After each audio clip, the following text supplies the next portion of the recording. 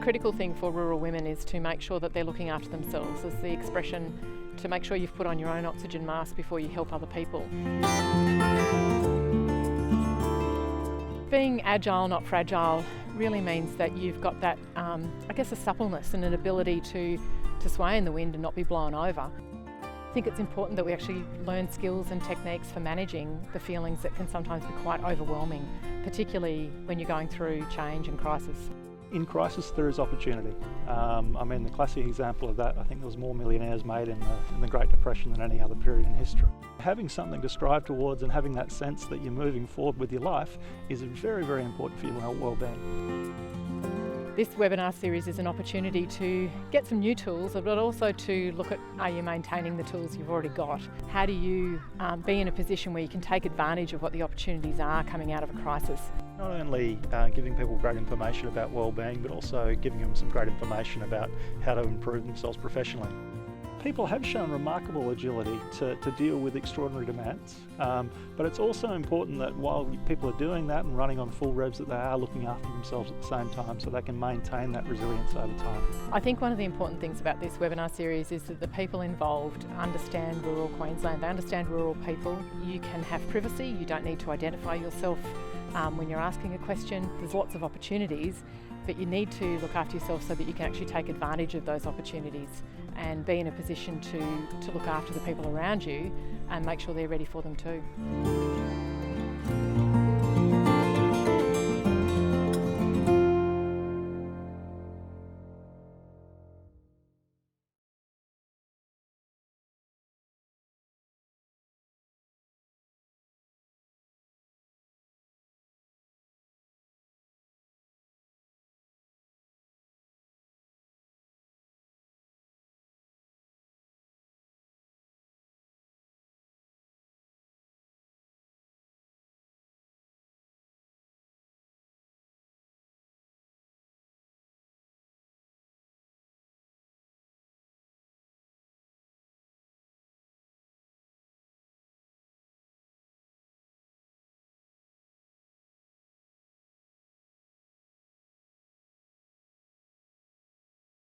Yeah, so tonight I'll be focusing on nutrition in everyday life, really. I hope everyone has had something to eat. I generally find that when I start talking about food, people get hungry. So hope everyone's had some dinner tonight. As Susan said, if you have any questions, feel free to speak up or chuck them in the chat box. I kind of want to make this as conversational as possible rather than me sort of lecturing at you. But yeah, hopefully you can take away something useful to try at home. So tonight's agenda is really looking at nutrition as a pillar of health and looking a bit more closely at what dietetics is and what nutrition's all about. We'll have a little bit more of a look at factors that influence diet and nutrition, and then some practical tips at home as well. So we spoke about this during the intro for those that jumped on just before 7:30, but I wanted to pose a question. Can you think of an example where food has brought people together? We had some really good suggestions earlier on. And I really wanted to get people thinking about this because food really does have so much value, and we often get caught up in it just as something that fuels our bodies or sort of poor relationships with food and that sort of thing. And so I really just wanted to express my appreciation for food and for dietetics to you guys as well. So for me, living in Mount Isa, I'm quite a little way away from my family, and so my friends are my family in Mount Isa, and I'm very grateful for that. So food really brings us together, particularly on weekends where we can try new recipes and go out for meals and that sort of thing. So it's a good opportunity for us to showcase our cooking skills and complement each other on different dishes and that sort of thing. So what is the role of food? I've got a few different things here, just again for that appreciation of food.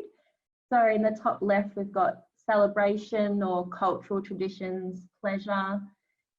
It could be emotion driven or it could be stress related. Eating around family and friends, could be new experiences, so traveling and trying a new cuisine perhaps, making memories. Then in the bottom left, we've got things like fueling the body. So we know that we want to set the kids off to school with a good lunchbox for concentration throughout the day and their growth and development. And then for us as individuals to be able to have the energy to play sport and go to work and do all those sorts of activities. And then we've got long-term health as well. So we know that diet is a definitive lifestyle factor for long-term health and reducing risk of chronic disease. So things like heart disease and type 2 diabetes and obesity. So maintaining those healthy eating behaviours and regular exercise, which the boys spoke about last week.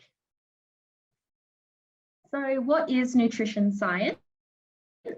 So dietitians, we provide evidence-based recommendations and advice, and that's based on the latest scientific investigations. So our interventions are directed by the strongest level of evidence that's available, and it's really specific to the individual and their needs. So for the purpose of tonight, I've kept things quite broad because everyone does have really specific needs and goals around diet and nutrition. But hopefully it's still specific enough that you can apply it to your own home life.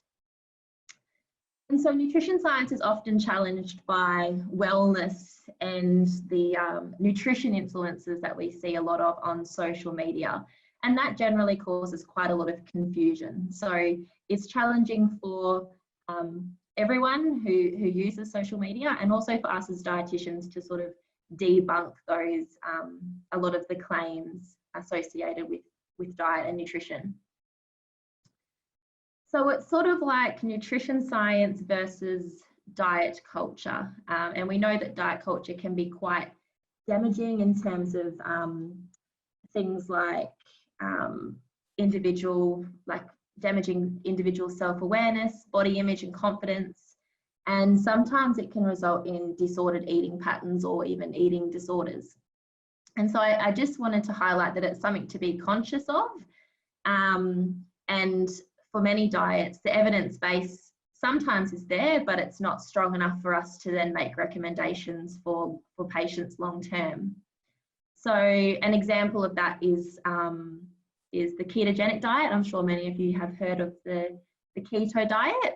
So that's a low or no carbohydrate diet. And we know that when we have carbohydrates, we store the sugar as glycogen. And with every sort of 1 gram of sugar that we store water as well. So when we deplete our glycogen stores, we deplete our water stores and we see weight loss.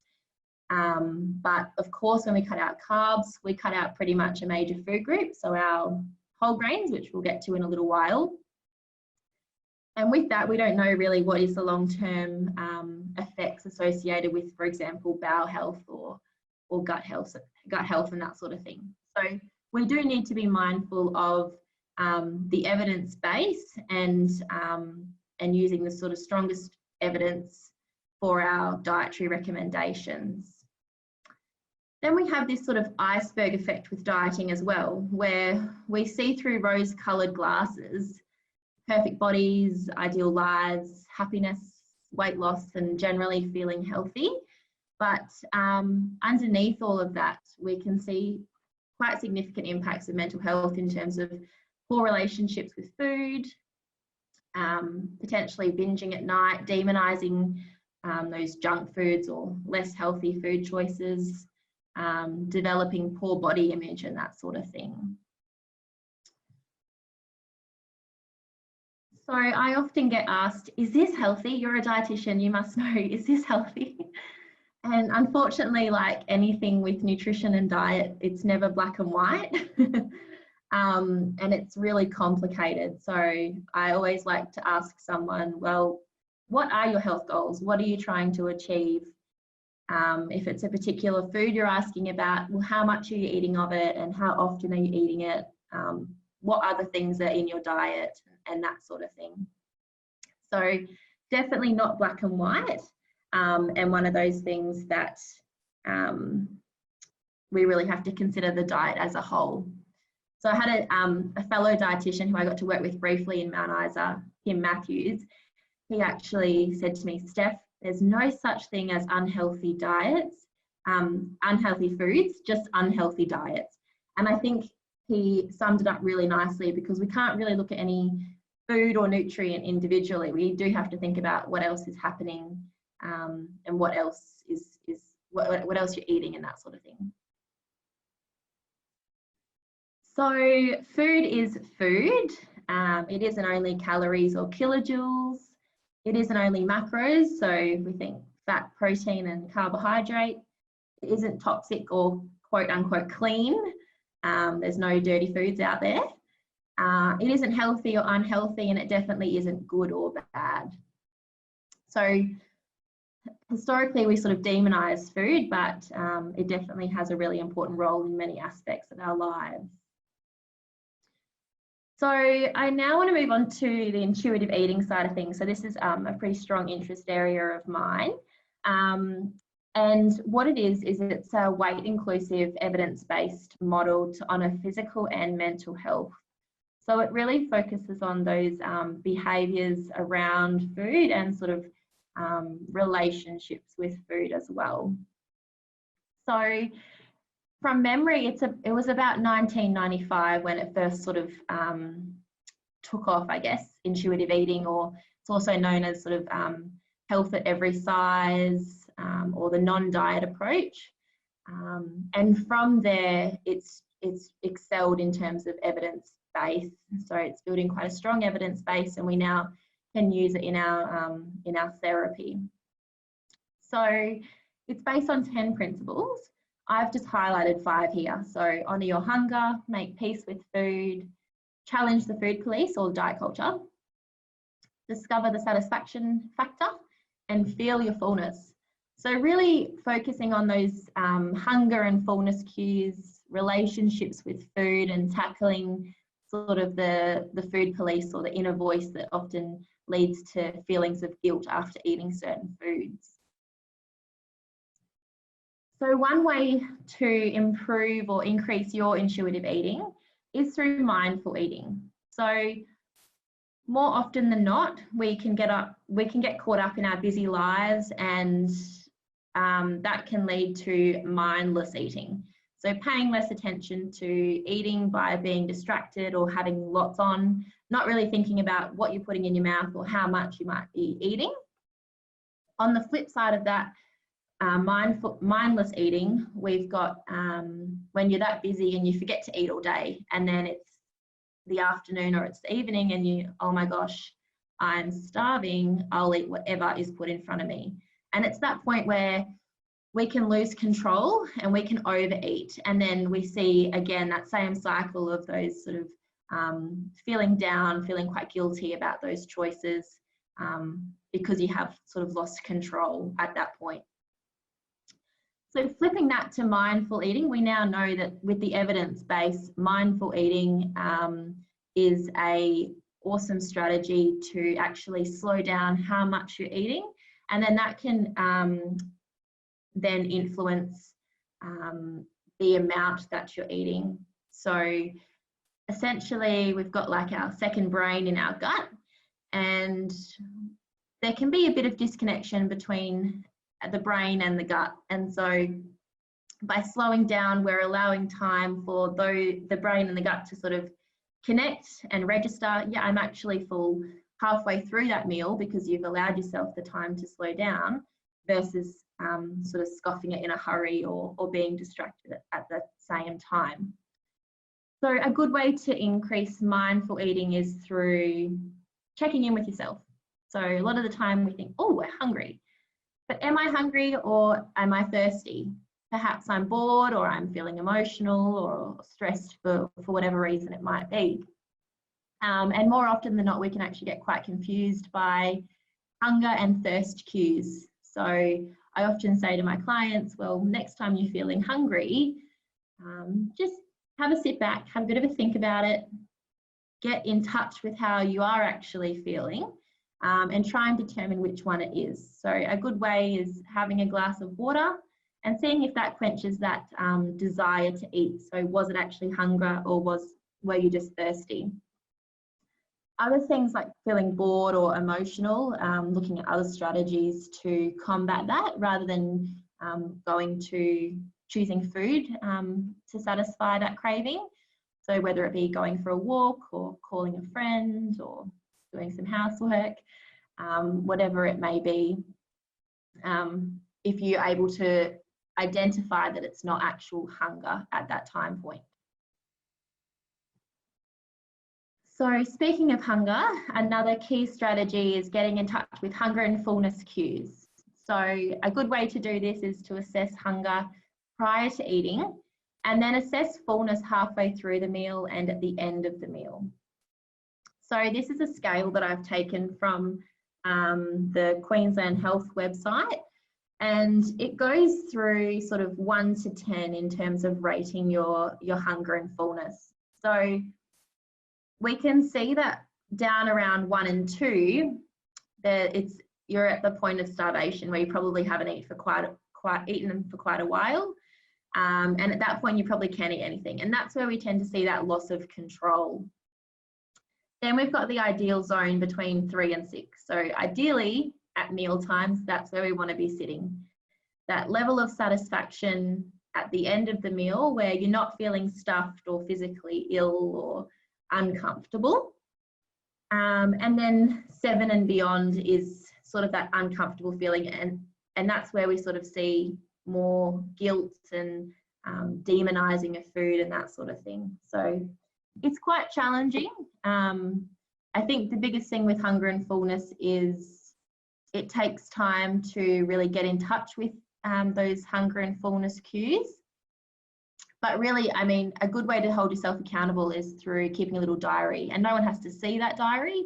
It's just you writing down prior to eating and then after eating. And what you want to try and work towards is tightening up that range, I guess, to eventually be between 3 and 6. And that can really help with weight modulation as well, if that's a goal of yours. Next, we've got creating a healthy food environment. So this one fits in quite nicely with the mindful eating. So creating a nice dining experience for yourself and your family. Sounds quite simple, but a lot of us do tend to eat in front of the TV or eat on the run, that sort of thing. So simple things like sitting at the table, setting the table, using conversation to slow down eating, putting down your fork and knife between mouthfuls. So rather than preparing the next mouthful as you're chewing, actually putting down the fork and knife and just, one mouthful at a time, allowing for that mindfulness and just generally slowing down really. And then removing other distractions. So things like TV, iPads, phones, that sort of thing. Something interesting on TV and all of a sudden you've eaten a lot more than what you actually needed to, or you've really exceeded that satisfaction level. So moving away from the intuitive eating side of things and strategies to do with that. So that's looking more at the behaviours around food, but now I thought I'd touch briefly on what you're actually eating and what we can aim for broadly in terms of that. So I'm sure a lot of you have seen the Australian Guide to Healthy Eating. So this is based on our strongest level of evidence once again, and it's focused on reducing risk of chronic disease. So we can see that inside the circle we've got our main food groups. So inside the circle is what we want to eat most of every single day. And then we've got outside the group as not every day or in small amounts. So down the bottom, things like oils, butters, margarines, etc. Good, but in small amounts. And then we've also got the sometimes foods or discretionary choices, which again are high in sugar, fat and salt. And so we know that they are very closely linked with chronic disease. And so keeping an eye on how many of those sorts of things we're eating on a daily basis. And the big one there is alcohol as well, so that one fits into there too. And then we've got water, so aiming for around 2 to 3 litres of water a day. Generally, depends if you're on fluid restrictions or there's been other suggestions by GPs, etc. But yeah, generally speaking, 2 to 3 litres of water a day. So from here, we've got our portion plate. And this is ideally, in an ideal world, what we want to be aiming for. So half a plate, vegetables and salad. So that's our non-starchy varieties. Doesn't include potatoes, sweet potato and corn. Our carbohydrate, don't worry too much about the low GI bit, but that quarter of a plate is where the carb fits in. So whether that be rice, pasta, that's where potato, corn or sweet potato can fit. And then the other quarter of the plate is the lean protein.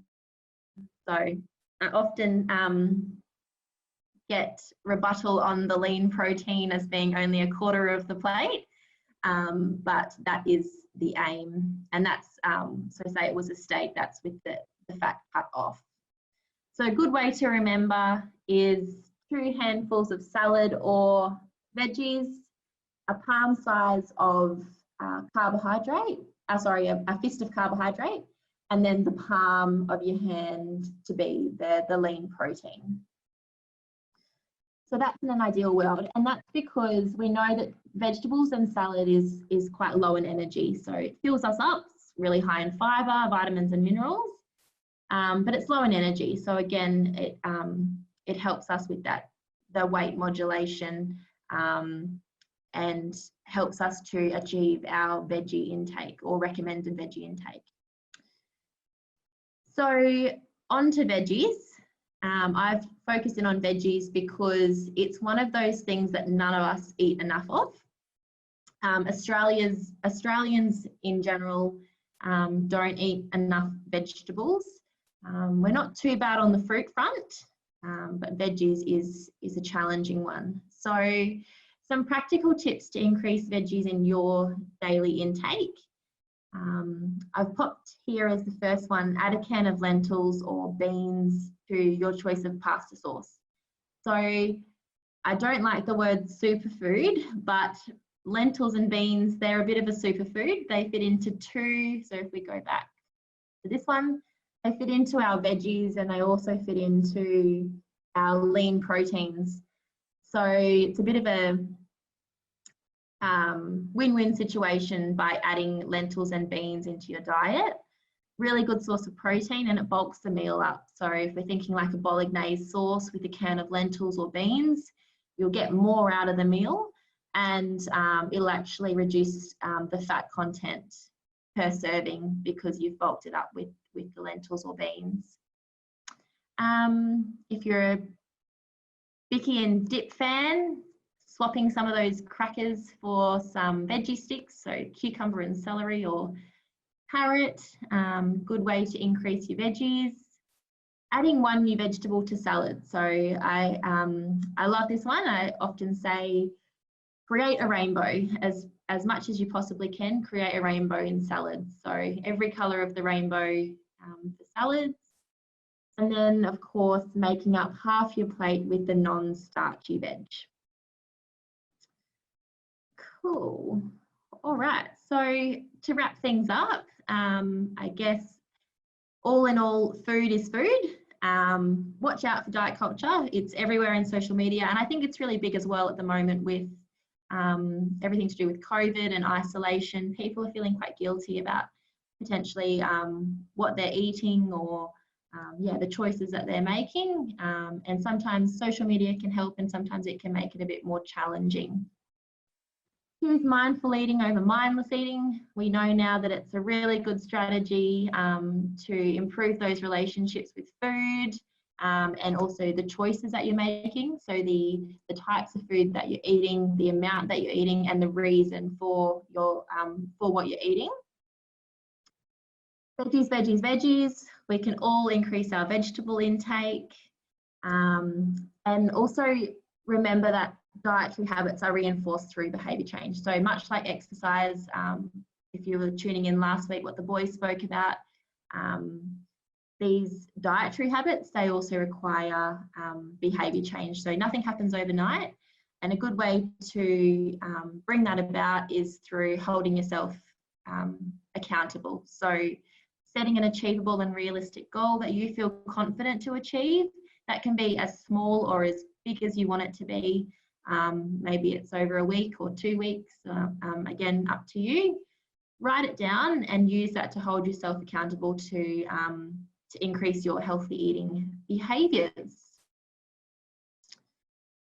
Here I've just popped some useful links down. So the Australian Guide to Healthy Eating, that's where we find serving sizes and basic recommendations based on the average Aussie. Live Lighter campaign, so that's actually a WA campaign, but they have some really great recipes and ideas to meet those recommendations as well. And then the Australian Food Guide as well, so one of my favourites for some healthy recipes, healthy alternatives to usual things like healthier lasagna or healthier banana bread or something like that. But for specific dietary advice, contact a dietitian in your local area. If it's something related to a specific goal that you have, then the best thing would be to speak with a dietitian and work with them specifically. For those that aren't in areas where there is a dietitian, lucky for us, we're not a very hands-on profession, so telehealth works quite nicely. And so definitely, yeah, get in contact with your local health service or even GP to discuss that option. Here's my tip sheet. So I believe this will be sent out tomorrow. It's basically just going through what we've spoken about tonight, and a few more tips there in terms of the Australian Guide to Healthy Eating. So aiming for 2 pieces of fruit and whole grain varieties and that sort of thing. Okay, and that's me done. Thanks for listening. And yeah, any questions? Thanks, Steph. There are a few questions that have come through. Tracy, I'll hand over to you if you like.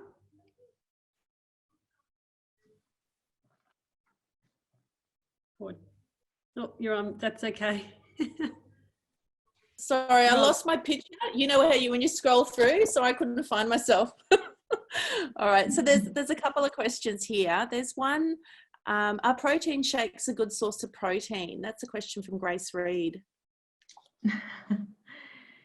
Yeah, oh, I've just lost myself here. I don't know what I'm doing.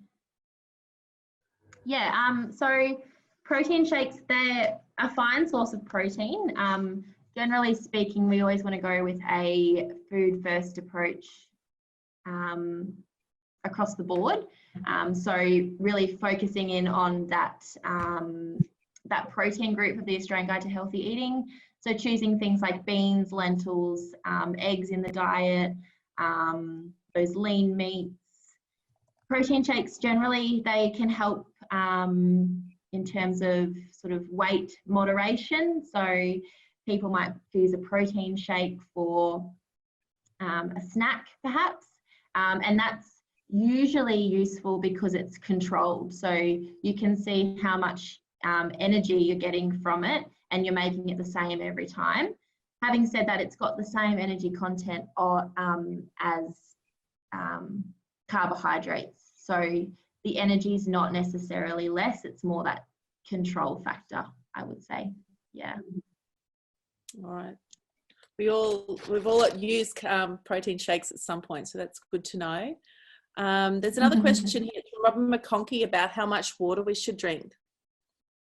Yep.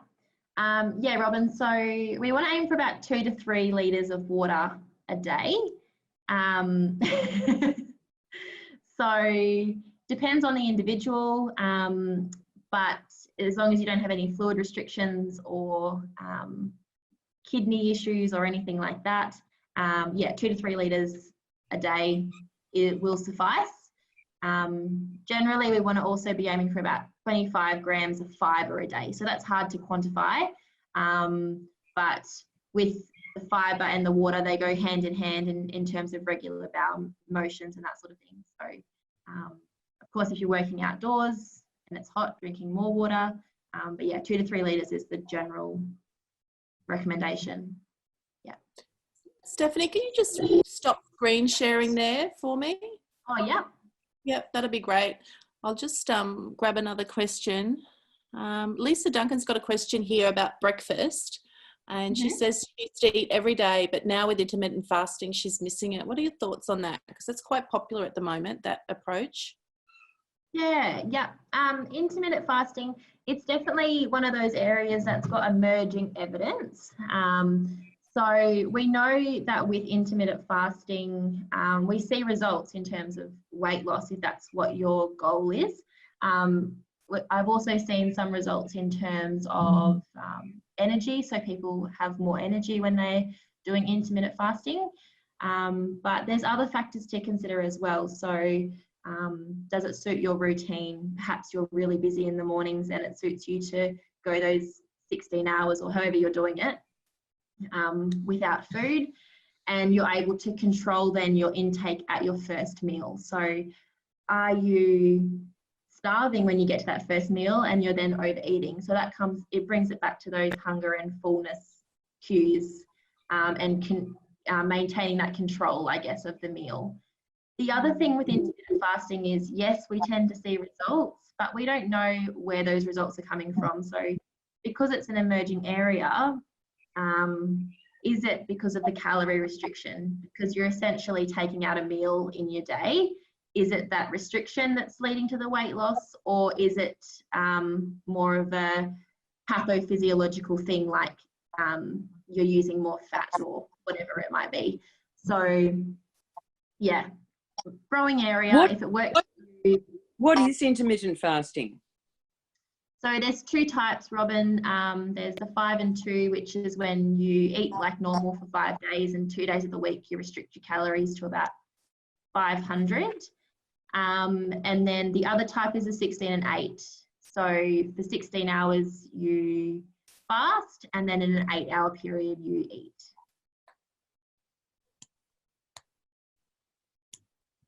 You're on mute. Sorry, Robin. I think Robin was going, why would you do that? Why? Why? Yeah, why? Generally, it's, I think, the weight loss. So it's sort of that diet culture stuff coming back in, where people see results to begin with. And so it's potentially sort of that quick fix rather than those long-term healthy eating behaviours or habits.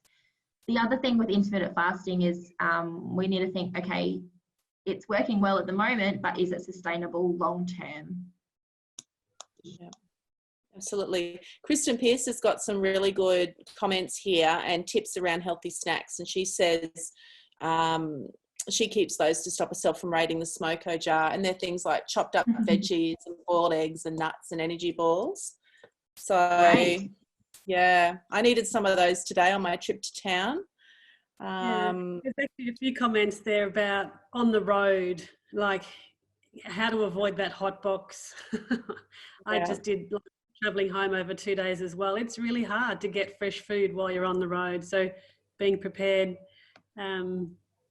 is Yeah, great. definitely. And I think what Kristen said as well, like those sorts of snacks, they're snacky. So sometimes it's just a matter of keeping the hands busy when you're driving or that sort of thing. So yeah, the veggie sticks is good. The only thing I would say is things like nuts, great snack, just really energy dense, high in good fats.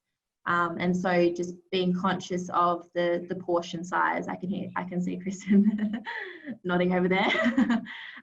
So recommendations about 30 grams a day. So you don't have to be too Nazi in terms of the amount, but a handful a day is good. There's another comment there. I get happiness with sugar. Is there any way to reduce sweets? That's a hard one. Sugar, sugar's a challenging one. Could go on for hours about sugar, because any sort of carbohydrate containing food contains sugar. So I would just say to choose more of those foods that are less processed, so things like our natural sources of sugar, so dairy products, fruit, whole grains, because with the more processed sugar sources, so things like chocolate and that sort of thing, that's where we also see high amounts of salt and fat. So less healthy, I guess, across the board in comparison. Does that help? I don't know. Sugar's a challenging one. Yeah. I can see there, Georgie Somerset. I think you've shared Health and Wellbeing Queensland's link there, Georgie. Is that right? Not sure if you're off mute, but I think that's what that is. I did speak with Health and Wellbeing Queensland last week, and they're a new organisation. They've been around about a year under their statute, and they've got some really great programs, and some of their senior people are really interested in, I guess, some of the challenges we have for getting that fresh food in regional areas. So might be an interesting link. Yeah, definitely. And it is challenging. I see it on my outreach trips all the time. Fresh fruit and vegetables. And I guess just on that, like sometimes there's things in the media about fresh versus frozen. And yeah, know that frozen veg is completely fine. Frozen fruit's completely fine. Tinned fruit, also great. Just choosing the option in juice, not syrup, and draining it. But they're all good sources if need be. Yeah, absolutely. I do find, I think back to Robin's comment around that fasting, I think particularly if you've got a sweet tooth or you've got a lot on, I found that just, I guess, stopping that continual sugar fix, whether it was a coffee or whether it was a snack, and then just stopping, I somehow just, I stopped the craving somehow. And I did find that if I do, you know, try to control my eating a little bit, I can stop that sugar craving. But that's not to say, you know, if you put it in front of me, I didn't want to go and eat it. Yeah, I guess there is that aspect of mind over matter with it.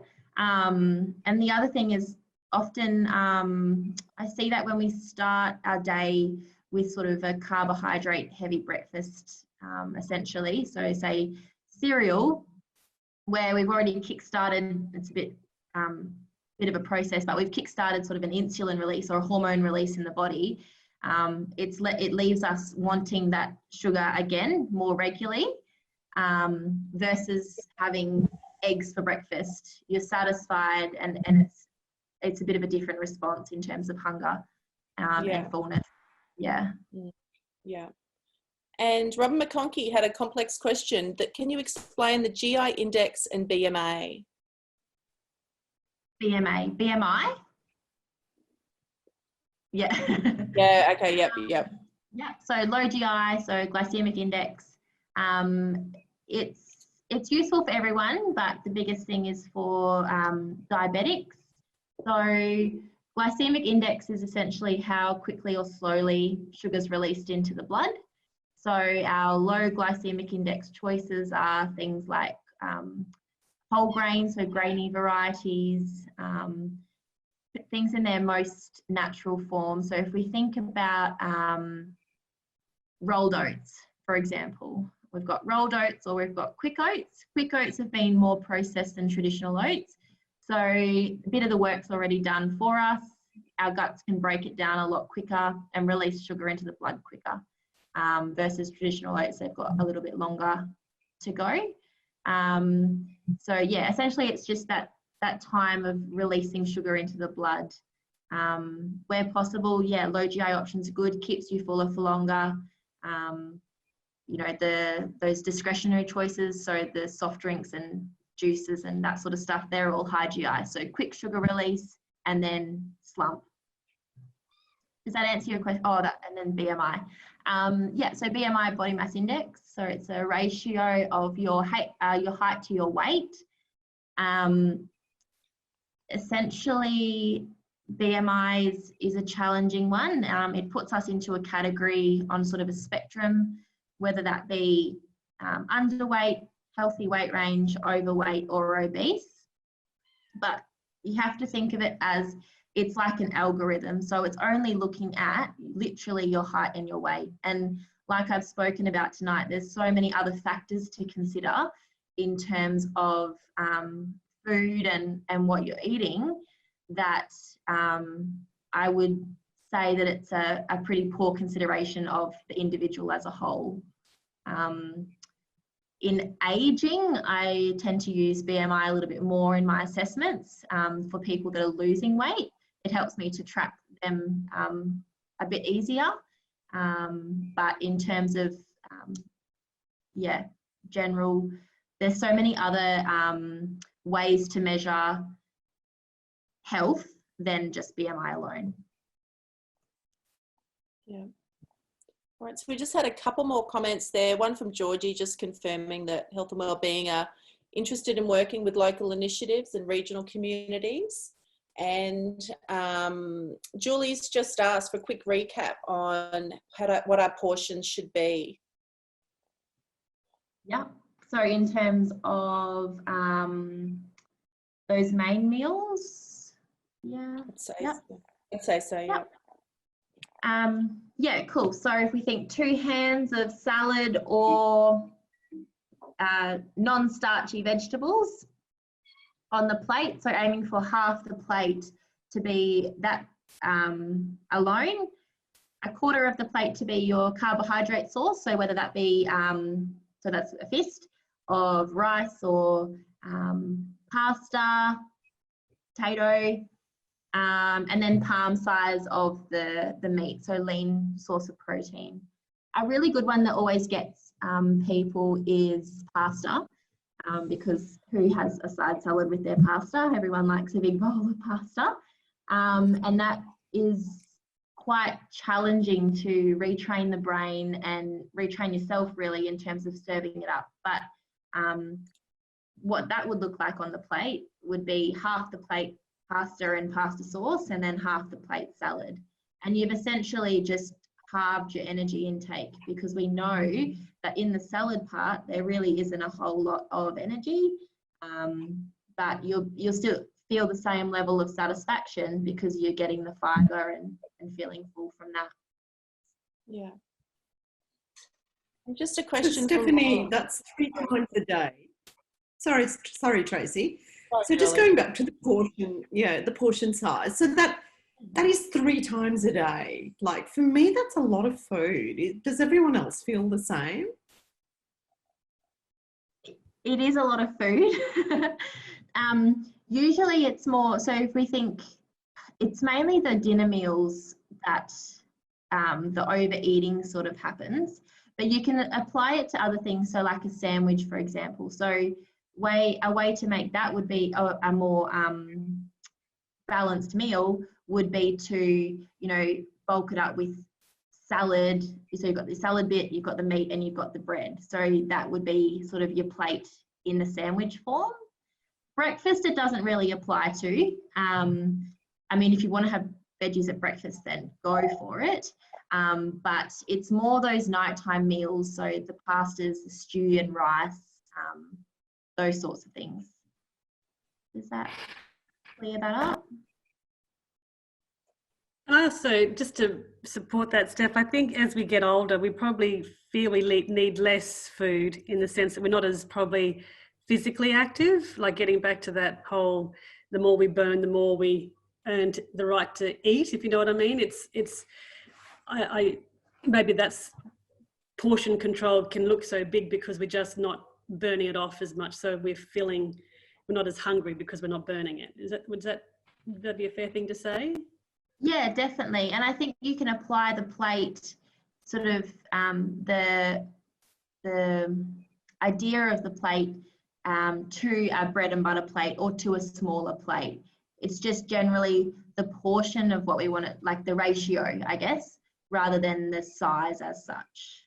So if it's overwhelming to have that amount of food because you haven't burnt the energy and you don't feel that hungry, that's completely understandable, but bringing the whole plate in a little bit even. Does that, make sense? Yep. Cool. Matt, the question for you as well. Explain the main difference between a diet or fad diet and lifestyle change? Yeah, so I guess fad diet sort of fits into what we were talking earlier about, sort of those diet cultures and those crazes around particular diets. So fad diets, you could argue that intermittent fasting and ketogenic diet are fad diets because the evidence base really isn't strong for them. Other things are like the carnivore diet or the alkaline diet, and the list goes on. But essentially they're fad diets because we don't know what their effects are long term, and so we can't make recommendations based on them. Lifestyle change really comes down to the behaviour change, so choosing a wide variety of healthy foods within that circle, having the sometimes foods on occasion, and yeah, that's pretty much it really. Like the lifestyle change is long-term behavior change, so really making things a habit.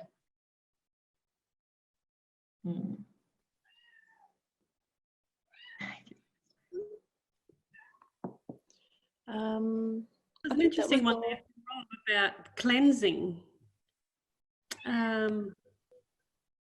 Oh, where is that, Rob? Oh, what is the best way to cleanse your body? Yeah, that's a challenging one. Do you like the lemon juice in water, that sort of cleansing, John, or sort of might elaborate a little? Yeah, that's what I've tried that a couple of times, the lemon juice, but it gets pretty boring at first thing in the morning. It doesn't taste all that good. Yeah. So there's not really any sort of recommendations at the moment around cleansing as such. Our liver does most of that stuff for us. So yeah, in terms of cleansing, I would say eat more of like less processed foods, but I wouldn't say that cleansing is something that you need to make a part of your daily ritual or anything like that, because the liver's pretty good at cleansing toxins and that sort of thing from the body. So drinking the 3 litres of water a day would do that? Yeah. I was just about to say the kidneys good. The kidneys are good at removing any waste product. So yeah, trust in the organs. I mean, if you feel good after having a glass of lemon water in the morning, then by all means have it. It's not going to do any harm. But we also don't know if it does any good either, if that makes sense. Okay.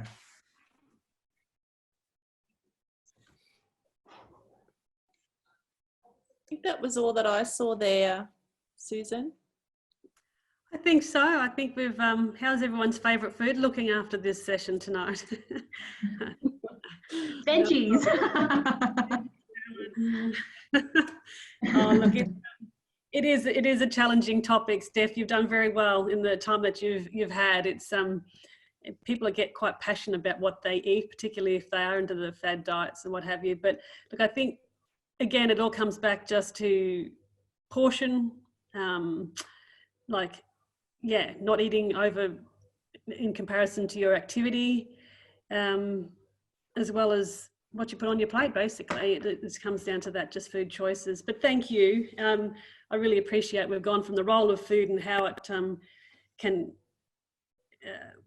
how it fits into our everyday life, to the influence of diet and the cultural awareness around that, particularly with teenage children and those, with eating, having all that, having those conversations, those sensitive conversations around food to teenagers is really important to have this sort of knowledge, to have that awareness to it.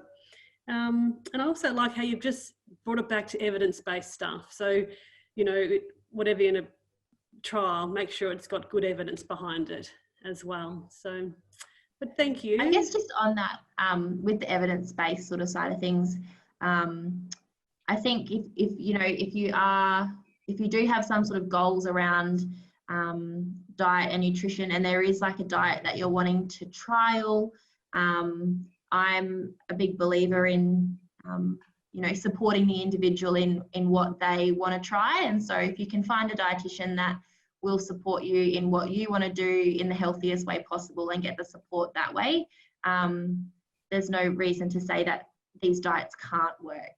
Yeah. Sorry. For sure. That's fine. That's good advice. So, so thank you, Steph. Thank you again to Northwest Remote Health for allowing you to supporting this presentation this evening. What have we got next week? We've got Dr. Tim back in the hot seat talking about social connections. So that's being our fourth of the 4 pillars of wellbeing. So looking forward to that, Tim. And I bid you all good night if there's no one else that would make any comments.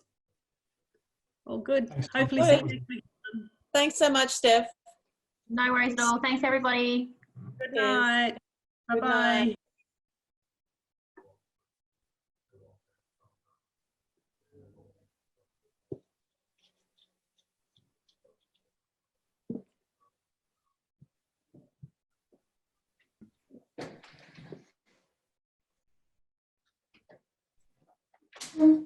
Thomas, it's just been to a restaurant. That's rubbing it in. Rough. Yeah, she's just let the cat out of the bag there. Oh, I forgot to. Are you there, Georgie? I can see you're still on screen. Yep, there you are. I've been let out. I drove to the city today for the first time since February. So. Oh, wow. So what restaurant did you go and shout yourself a beautiful?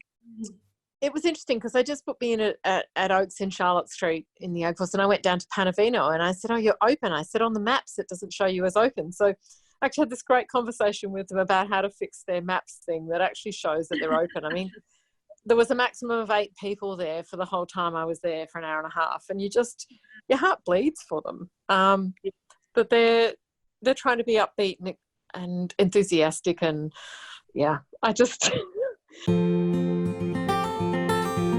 The critical thing for rural women is to make sure that they're looking after themselves. As the expression, to make sure you've put on your own oxygen mask before you help other people.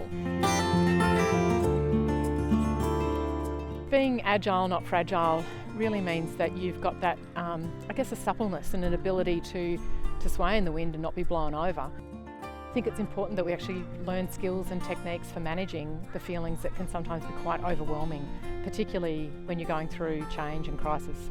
In crisis, there is opportunity. The classic example of that, I think there was more millionaires made in the Great Depression than any other period in history. Having something to strive towards and having that sense that you're moving forward with your life is very, very important for your well-being. This webinar series is an opportunity to get some new tools, but also to look at, are you maintaining the tools you've already got? How do you be in a position where you can take advantage of what the opportunities are coming out of a crisis? Not only giving people great information about well-being, but also giving them some great information about how to improve themselves professionally. People have shown remarkable agility to deal with extraordinary demands, but it's also important that while people are doing that and running on full revs, that they are looking after themselves at the same time so they can maintain that resilience over time. I think one of the important things about this webinar series is that the people involved understand rural Queensland, they understand rural people. You can have privacy, you don't need to identify yourself when you're asking a question. There's lots of opportunities, but you need to look after yourself so that you can actually take advantage of those opportunities and be in a position to look after the people around you and make sure they're ready for them too.